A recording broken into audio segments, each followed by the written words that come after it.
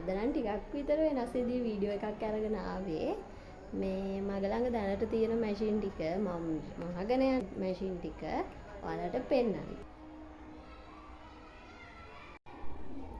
මේ තියෙන්නේ අපේ ගෙදර තියෙන පරණම මැෂින් එක.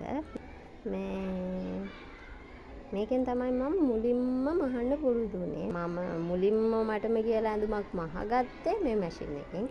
තාමත් තියෙනවා හොඳ තත්ත්වෙන්. හැබැයි දැනට නම් බටන් හෝල් එකක් ඇටච් කරලා තියෙන්නේ. මේකෙන් ඒ වැඩ විතරයි වෙන්නේ.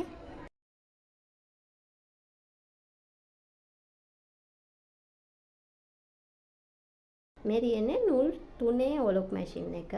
මේකත් අපේ අම්මගේ. මම මහන්න පුරුදුනේ මේ මැෂින් එකෙන්. ඔයාලගේ ඇඳුම් වල ඔලොක් කරලා දුන්නේ මේ මැෂින් එකෙන්. දැන් නම් මේ මැෂින් එක පාවිච්චියක් වෙන්නේ නැහැ. ඒ වුණත් තාම මගේ ළඟ තියෙනවා මේක. එතකොට මේ තියෙන්නේ මම දැනට ඔයාලගේ ඇඳුම් මහගෙන යන මැෂින් එක.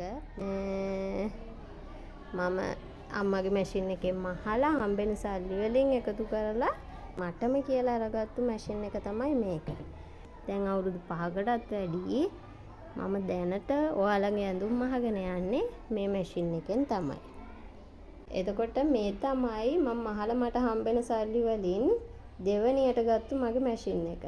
මේක නූල් 5 ඕවර්ලොක් මැෂින් එකක්.